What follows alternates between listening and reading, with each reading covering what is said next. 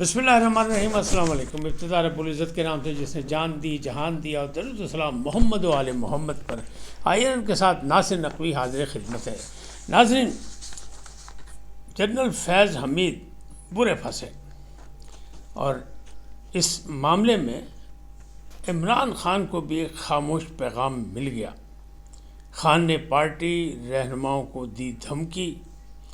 Civil نافرمانی بغاوت کے بعد ایک نئی بغاوت،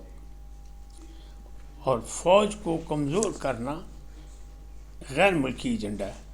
ان تمام باتوں میں بات کروں گا اور آگاہی دوں گا آپ کو، لیکن پہلے آپ سے گزارش کہ آئیے ان کو سبسکرائب کریں، لائک کریں اور گھنٹی کا بٹن دبانا نہ بھولیں، بلکہ اپنی قیمتی رائے کا اظہار اپنی شخصیت کے مطابق۔ جی ناظرین، پہلی بات، جنرل ریٹائرڈ فیض حمید برے پھنسے۔ کیسے پھنسے؟ وہ آپ کو پتہ ہے کہ 12 اگست 2024 کو ان کے خلاف کارروائی ہوئی تھی۔ آرمی ایکٹ کے تحت انہیں زیر حراست لیا گیا تھا، اور اس کے بعد ان کے ساتھ اور بھی ساتھی تھے۔ اس کے بعد کارروائی شروع ہوئی فیلڈ کورٹ مارشل جنرل کی، اور اس کا معاملہ جو ہے اب رزلٹ سامنے آ گیا کہ ان پر فرد جرم عائد کر دی گئی، اور ان پر الزامات یہ ہیں کہ انہوں نے 2-3 کام جو ہے نا وہ بڑے زبردست کیے۔ ایک یہ کیا کہ ریاست کے اندر ریاست بنائی، اپنا کوئی ایک باقاعدہ سیل بنایا ہوا تھا خفیہ، اور دوسرا یہ ہے کہ انہوں نے سیاسی پارٹی کی سرپرستی کی، ریٹائرمنٹ کے بعد بھی سیاست میں وہ باقاعدہ حصہ لیتے رہے۔ مسئلہ کہاں سے شروع ہوا تھا؟ جب گرفتاری ہوئی تھی اس وقت صرف ٹاپ سٹی کا کیس آیا تھا، کیوں ٹاپ سٹی پر انہوں نے ISI کی جو تھی وہ باقاعدہ ایک لشکر کشی کی تھی، اور وہاں ان کے گھر میں جو مالک تھا حالانکہ وہ بھی متنازع مالک تھا، لیکن اس کے ساتھ جو زیادتی ہوئی تھی اس کا کیس کیا تھا، تو وہ گیا تھا سپریم کورٹ نے کہا نہیں، یہ آرمی کا کیس ہے، آرمی اس پر خود اپنے افسران کے خلاف کارروائی کرے۔ تو وہاں سے یہ سارا کچھ فیصلہ ہوا۔ جب تحقیقات ہوئی، پھر تحقیقات کے بعد ان کو زیر حراست لے لیا گیا۔ 5 ماہ کے اندر اندر یہ ٹرائل مکمل ہو گیا تقریباً، اور آج ISPR کی جانب سے چند سطروں کی جو ایک ریلیز ہوئی، پریس ریلیز دی گئی، اس سے یہ ثابت ہو گیا کہ اب معاملہ جو ہے بگڑ گیا ہے۔ جنرل فیض حمید کو یعنی صفائی کے لیے قانونی معاونت ملے گی، جو کچھ ہوگا آئینی اور قانونی طور پہ وہ ان کی مدد کی جائے گی، لیکن پھنسے وہ برے ہیں، اس لیے کہ فرد جرم عائد کر دی گئی ہے کہ ایک تو انہوں نے ریٹائرمنٹ کے بعد سیاست میں حصہ لینے کو 2 سال تک کسی کو اجازت نہیں ہوتی جو سرکاری ملازم ہوتا ہے، لیکن وہ باقاعدہ جب ایک پوسٹ پہ تھے یا کور کمانڈر تھے، جب بھی وہ سارا معاملات ان کا حکومت کے ساتھ چلتا تھا، اور ایک پارٹی کے ساتھ، سیاسی پارٹی کے ساتھ وہ معاونت کرتے تھے، سرپرستی کرتے تھے، تو یہ انہوں نے الزام اس میں فرد جرم میں لگایا ہے کہ جناب انہوں نے ریاست کے اندر ریاست بنانے کی کوشش کی، اور 2 سال ریٹائرمنٹ کے بعد بھی جو ہے وہ کچھ سرگرمیوں میں حصہ لیتے رہے، بلکہ اداروں کے ساتھ بھی منسلک رہے اور وہ معاونت کرتے رہے۔ تو کس کی معاونت کرتے رہے؟ عمران خان صاحب کی، ان کی حکومت میں۔ ظاہر ہے ان کے بڑے خاص تھے، وہ تو انہیں سپہ سالار بنانا چاہتے تھے، وہ تو ISI کے سربراہی سے انہیں ہٹانا ہی نہیں چاہتے تھے۔ جب کور کمانڈر ان کو پشاور بنایا گیا تھا تو وہ اس لالچ میں بنایا گیا تھا کہ بھائی اگر آپ کور کمانڈر کور کو نہیں سنبھالیں گے تو پھر آپ سپہ سالار نہیں بن سکتے، اس لیے تو وہاں چلے گئے تھے۔ لیکن عمران خان صاحب کہہ رہے تھے کہ جی نہیں، ISI کوئی کور کا درجہ دے دیا جائے، تو وہ نہیں ہو سکا تھا۔ اب معاملات جو ہیں وہ اس حد تک بگڑ گئے کہ یہ جو بار بار جو عمران خان صاحب کالے دے رہے تھے، تو اسلام آباد کے اور راول پنڈی کے جو ذرائع ہیں ان کا دعویٰ یہی ہے کہ ساری جو جلد بازی تھی وہ اسی لیے تھی کہ دباؤ حکومت میں ڈالا جائے، اور یہ جو جنرل فیض حمید جو ان کا کورٹ مارشل ہو رہا ہے اس میں کوئی ان کو رعایت دی جائے، کوئی سہولت دی جائے، حکومت دباؤ میں آ جائے، فوج دباؤ میں آ جائے، بار بار فوج کو، سپہ سالار کو یا مختلف جنرلز کو یا اداروں کو نشانہ بنایا گیا۔ پھر 9 مئی کا جو واقعہ تھا جس میں فوجی تنصیبات پر حملے کیے گئے تھے، وہ ساری چیزوں کو مطلب کھٹائی میں ڈالنا چاہتے تھے، اس لیے یہ بار بار کر رہے، اور ابھی بھی وہ یہی کر رہے ہیں۔ یہ جو سول نافرمانی کی کال دی اس کا مقصد بھی یہی تھا، لیکن اس سے پہلے ہی ISPR نے یہ جو پریس ریلیز جاری کر کے یہ بتا دیا کہ جناب جنرل فیض حمید ریٹائرڈ، وہ انہوں نے ایسے چڑھانے لگے پھٹے تھے۔ تو باقی جو ہیں جو ان کے ساتھ ساتھ اور بھی تھے، بریگیڈیئر اور دوسرے جو لوگ پکڑے گئے تھے، تو ان پر کیس یہی ہے کہ انہوں نے ادارے میں رہتے ہوئے اپنی ایک ریاست الگ بنائی، دوسری بغاوت کے لیے اکسایا، اور 9 مئی کے واقعے میں بھی وہ ملوث ہیں۔ تو ایک تو ان پہ فرد جرم عائد کر دی گئی، دوسری جانب یہ بھی اس چند لائنوں میں یہ بھی بتایا گیا ہے کہ پرتشدد واقعات اور سیاسی مقاصد مندروب جو ہے سیاسی مقاصد کے لیے انہی نے جو اپنی معاونت سہولت کاری کی، اس کی تحقیقات ابھی بھی ہو رہی ہیں۔ رانا ثناء اللہ جو مشیر ہیں وزیر اعظم کے برائے سیاسی امور، وہ اور وزیر اطلاعات عطا تارڑ اور فیصل واڈا، تین کے تینوں اس بات پر بضد ہیں، اور وہ یہ کہہ رہے ہیں یہ ہو ہی نہیں سکتا کہ جنرل فیض سزاوار کھلائیں، اور جو اصل بندہ ہے جس سے ان کو استعمال کیا یا جس کو جنرل فیض نے استعمال کیا، ابھی یہ نہیں فیصلہ ہوا کس نے کس کو استعمال کیا، یہ بھی آنے والے وقت پتہ چل جائے گا، لیکن وہ بیچ میں ملوث نہ ہو، اس کو سزا نہ ملے، وہ پکڑا نہ جائے۔ تو وہ کہہ رہے ہیں کہ یہ ہو ہی نہیں سکتا کہ اس کیس میں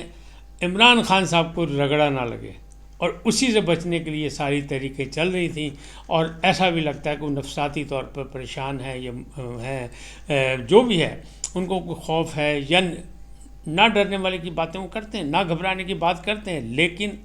یہ جو انہوں نے پارٹی رہنماؤں کو دھمکی دی ہے بشرا بی بی کی بریفنگ کے بعد، انہوں نے کہا جس کو میرے فیصلے نہیں پسند وہ پارٹی چھوڑ جائے، جو میری وکالت نہیں کر سکتا وہ پارٹی چھوڑ جائے، اس کو پارٹی میں رہنے کا حق نہیں ہے۔ ڈائریکٹ انہوں نے جناب غصہ نکالا۔ اس کا مطلب یہ ہے کہ کچھ نہ کچھ تو نفسیاتی اثر ہے، اور وہ اب مزید تیز ہو جائے گا، اس لیے کہ جنرل فیض حمید پر فرد جرم عائد ہو گئی۔ اب اگلی بات ہوگی کہ یہ انکار کریں گے اپنے جرائم سے، اور پھر اس کے بعد دلائل شروع ہوں گے دونوں جانب سے، اور ان کو معاونت دی جائے گی قانونی کہ بھئی اپنی صفائی میں جو کچھ کہنا ہے وہ کر لو۔ لیکن ٹاپ سٹی سے چلنے والا جو کیس تھا، ٹاپ سٹی ہاؤسنگ سوسائٹی کا، جہاں سے تھا کہ ان کے سامان لے گئے، پیسے لے گئے، اور ان کے گھر میں توڑ پھوڑ کی، سب کچھ کیا، اور ایک ادارے کی طرف سے کرائی کی فیض حمید صاحب نے، اور اپنے بھائی کو نجف کو حمید کو بھی فائدہ پہنچایا یا ان کے ساتھ مل کے یہ کام کیا، وہ اپنی جگہ۔ لیکن اس کے ساتھ دوسری چیزیں بھی آ گئی کہ نہیں، انہوں نے اپنی جو ایک وہ خفیہ جو ٹارگٹ بنایا ہوا تھا، جو ایک سسٹم بنایا ہوا تھا، اس کے تحت انہوں نے ایک سیاسی پارٹی کو تقویت دی، اور اس کو مختلف یعنی ایڈوائز کی چیزیں، بریفنگ دی، اور ان کے تحت یہ کام چلتا رہا۔ اور گنڈا پور صاحب اس بات کی مطلب خود تائید کر چکے کہ ہاں جنرل فیض حمید کا مجھے فون آتا تھا، اور وہ جو کچھ کہتے تھے، جو تجویز دیتے تھے، جو سمجھاتے، ریٹائرمنٹ کے بعد بھی، اس سے پہلے بھی، تو میں اوکے کر دیتا تھا۔ بظاہر تو یہ کہتا میں جان چھڑانے کے لیے اوکے کر دیتا، لیکن یہ نہیں، اوکے کا مطلب ہاں جی ٹھیک ہے ایسے ہی ہوئے گا بھائی، فکر نہ کرو۔ تو وہ جنرل فیض حمید، تو اس طرح بہت سے لوگ جو اس تانے بانے میں پھنستے نظر آ رہے ہیں، اور آنے والے دنوں میں آپ دیکھیں گے بہت کچھ ہوگا۔ اور یہ بھی کہا جا رہا، ذرا یہ بھی کہہ رہے ہیں اس سلسلے میں کچھ فیض حمید صاحب نے نشاندہی کی ہے، تو اس کے لیے بھی ایک ٹیم جو ہے کسی وقت بھی اڈیالہ جیل سوالات لے کے عمران خان صاحب کے پاس جا سکتی ہے۔ ان کو کہیں ملٹری کورٹ میں نہیں بلایا جائے گا، صرف سوالات ان کے پاس پہنچا کے اس کے جواب لیے جائیں گے کہ جناب ہاں یہ ہن دسو کی خیال ہے۔ فیض حمید صاحب جو تھے دواخانہ فیض عالم سے آپ ادویات لیتے رہے، نسخے لیتے رہے، تعویذ لیتے رہے کہ نہیں لیتے رہے، یہ ساری چیزوں کے جواب انہیں دینے پڑیں گے۔ جس طرح انہیں 190 ملین کے لیے بھی وہ بیانیہ جمع کرانا تھا، دونوں نے جمع تو کرا دیا، لیکن 79 اس کے سوالات تھے، اور اس میں دونوں نے وہ کہتے ہیں سوال گندم جواب چنا والی بات کی ہے کہ انہوں نے سارے الزامات سیاسی طور پر اس کے جواب دیے ہیں، اور قانونی طور پر اس کا کوئی جواب نہیں دیا۔ تو اسی طرح کی باتیں وہاں بھی ہوں گی، تو اس میں معاملات جو ہیں وہ آئندہ مزید گھمبیر ہوتے لگ رہے ہیں۔ حکومتی ارکان تو یہی کہہ رہے ہیں کہ نہیں یہ دائرہ وسیع ہوگا، اور اس میں عمران خان اور بانی چیئرمین اور ان کے ساتھی جو ہیں وہ بھی اس میں ملوث پائے گئے ہیں، شواہد کے مطابق ثبوت موجود ہیں، آڈیو ویڈیو، تو ان کو بھی سامنے لایا جائے گا، اور بہت یعنی فرنٹ لائن کی جو قیادت ہے اس کے بہت سو کے نام اس میں موجود ہیں۔ لیکن پہلی بات یہی ہے کہ یہ کیا ان تمام سطور کے تحت جو جواب دیا گیا، کیونکہ ان کا بہت سی چیزیں آئی ہیں سامنے اور شواہد موجود ہیں، اس کی روشنی میں ان پہ فرد جرم عائد کی گئی، تو وہ جو باتیں کی گئی ہیں اس کے تحت عمران خان کی طرف بھی راستہ جو ہے یا پھندا جو ہے وہ بڑھتا نظر آ رہا ہے۔ فیض حمید کے بارے میں اگر یہ سارا سلسلہ جو ہے طے ہو گیا دلائل کے بعد، ان کو وضاحت کرنے میں وہ ناکام رہے، ان کے وکلاء ناکام رہے، ابھی تو یہ بھی نہیں فیصلہ ہوا کہ ان کا وکیل کون ہوگا۔ ماضی میں تو ان کا وکیل جو تھے وہ خواجہ حارث تھے،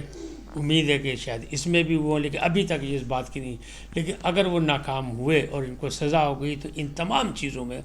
سزائے موت یا عمر قید کی سزا ہو سکتی ہے اس کورٹ مارشل میں، اور باقی لوگوں کو بھی سزائیں دی جا چکی ہیں۔